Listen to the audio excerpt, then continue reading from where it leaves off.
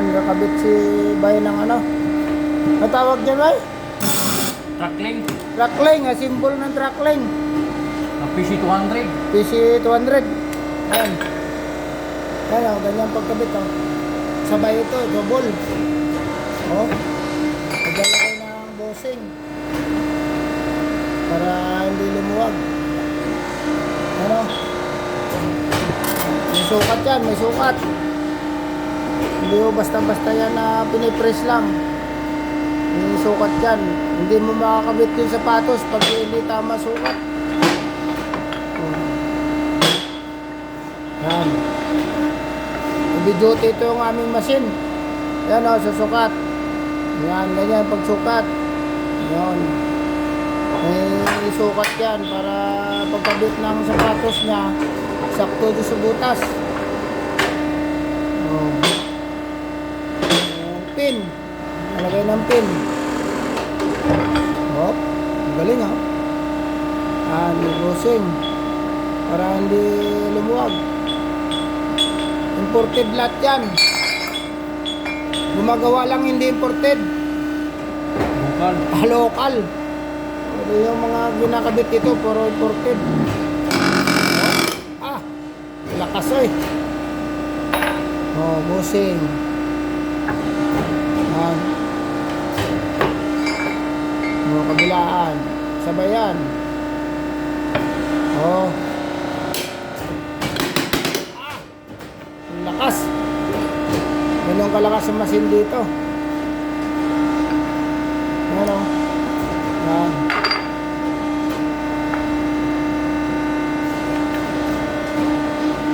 Sinusukat yan, sinusukat.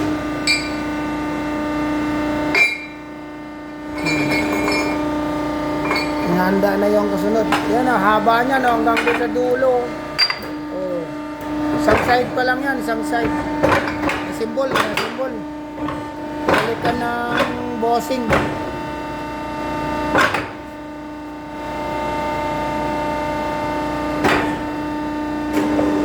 Pero may sumasabit. Yung pin niya, dati pa rin, yung bossing bago.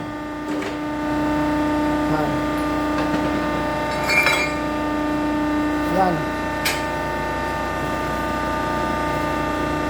Yan pag-press, pag sino gusto magpagawa dito, so tawag lang kayo sa number na bibigay ko. 09-925-22-1558. Yan.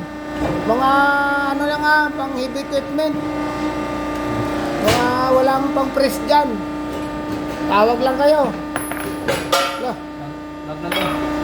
Para i-press natin dito. Kung hindi nyo kaya, kaya namin dito. Oh.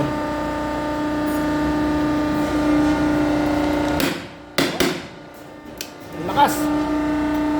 Ganyan kalakas ang aming hydraulic press, oh. Talagang parang nagpaputok ng missile.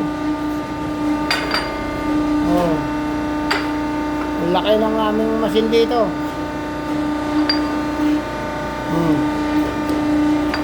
Imported lahat yan. Ngayon, machine namin ang lalaki, oh. Oh. Sabi yan. Oh. Yan, nabuo na yan, oh. Sa kabilang side ko lang yan, nabuo. Lapit na. Yan. Yung pin, dati pa rin. Yung busing, nagpalit talaga yung busing. Masira na yung busing, eh. Kaya palit talaga. Nilalagyan ng guma para walang alog. Lahat naman mayroon yan. Nilalagyan talaga yan. Oh. Ganun kali tigas.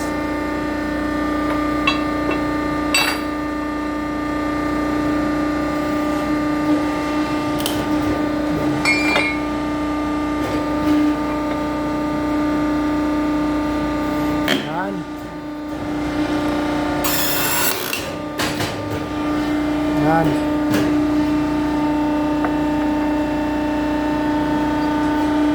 Tawag ko lang sa number binigay ko, pang heavy equipment, yung kadina dyan, yung mga symbol.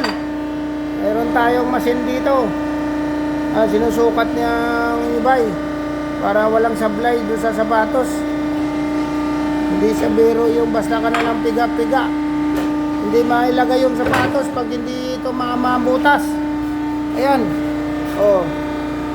Ito pa yung kabilang side. Ayan. Ayan, kabilang side yan. Ipipress pa yan.